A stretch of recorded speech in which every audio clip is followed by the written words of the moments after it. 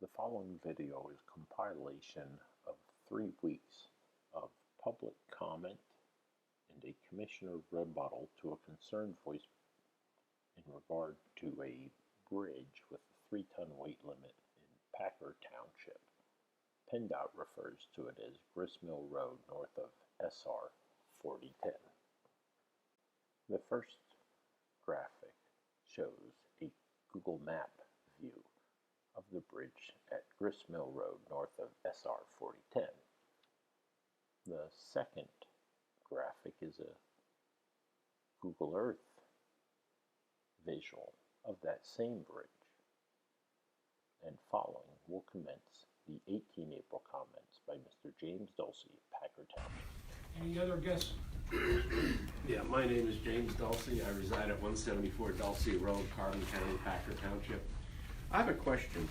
The county owns 2 bridges in Packer Township. One you guys upgraded a few years back, which we all appreciate because it was a safety feature. We also have another bridge which is a 3-ton weight limit, okay? And I had brought this up at a Packer Township meeting, all right? I was concerned about school buses crossing this bridge, all right? And Mr. Gerhardt stated publicly in front of the attorney, okay, I ran oil trucks across there, don't worry about it. Now, does that give that bus company permission to run across a 3-ton bridge? You got a safety factor here. I don't know if Mr. Gerhardt is an expert at bridges. I am certainly not. Okay, but I went down and I looked at the deck of that bridge. The deck is all cracked up, and you guys put 3-ton weight limit on that for a reason. And when I read that statement he made, he's concerned about safety of the prisoners and safety of the workers, which I agree, okay? I don't agree with the way he handled that water situation, all right? Here's the safety factor with school kids. Now, what do you have to say, Mr. Gerhardt? Or are you gonna go back and get the answer and tell me in 3-4 days? Mr. Dulcie, you understand it is a safety issue, and I'm not sure. I know he's not gonna do anything, but would you two guys, Bill and Wayne, would you guys check this out? Stop these buses from crossing a 3-ton bridge. Because if somebody goes through that bridge, I think the county would have a big liability problem. Because a commissioner made the statement, just go ahead and do it. Ignore it. And you can't ignore it. No, I agree 100%. Okay. But we will check on the status. I of would that appreciate bridge, that.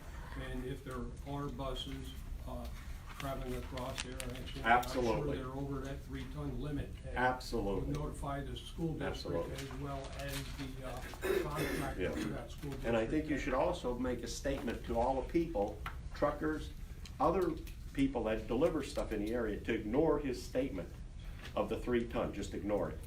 If he wants to run an oil truck across there that's overloaded, that's his business.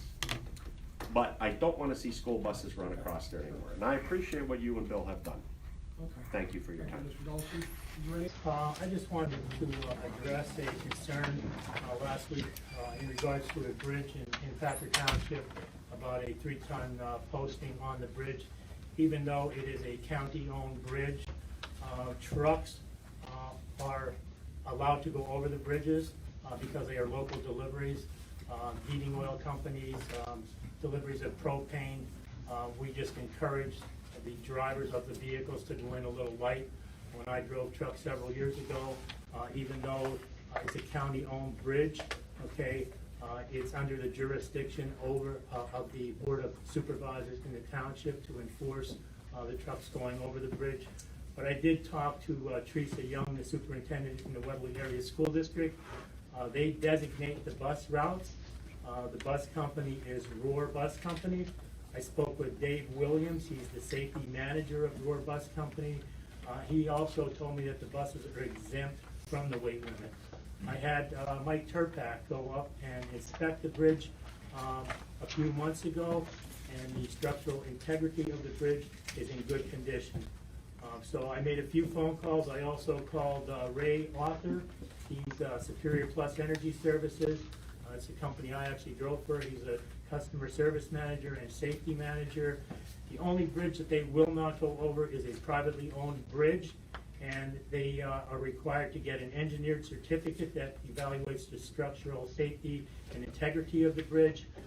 As far as posted bridges, they let it up to the driver and their willingness to obey the posted signs. And once again, they just encourage their drivers to go over these bridges on the light side. So I just wanted to clarify that and clear that up today. Mr. Dulce was there. Yes, my name is James Dulce. I reside at 174 Dulce Road, Packer Township. Okay, I want to address this bridge situation which Mr. Gerhardt addressed. Now, the bridge was built in 1913. Mr. Dulce, that issue was addressed last week as the issues. No, it wasn't. I did some research. It's completely wrong. You cannot exempt that bridge. That bridge was built in 1913. I have a copy of the inspection report. The inspection report says the bridge is in poor condition. No trucks are allowed on it. No combination trucks are allowed on it. I have it right here, okay? And also, no one can exempt it. The only vehicle that is exempt from that bridge is a fire engine. If there's a fire at both sides of these bridges, the fire engine could cross that bridge one way, can't come back. That's the only time. You guys built a bridge in 1991 to alleviate this problem so that bridge isn't used. You've got federal and state money, okay? In 1991, they completed that bridge. That bridge is rated at 80,000. That is the bridge to be used. That 3-ton bridge, no one can exempt it. I spoke to the state police. I spoke to the state and federal people. You guys are liable, and I don't believe Carbon Engineering said that bridge is okay for over 3 ton, because he could be in a lot of trouble for that, all right? There's no truth to that whatsoever. State police said just call them, they'll come and enforce it. They have to. That bridge is inspected for a reason, and I have it right here, okay? And it's 3 ton period. School buses are not exempt. And whoever said that is a complete lie.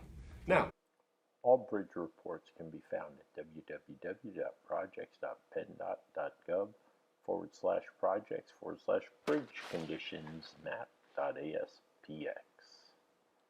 This compilation of the meetings of 18 and 25 April and 2 May were brought to you by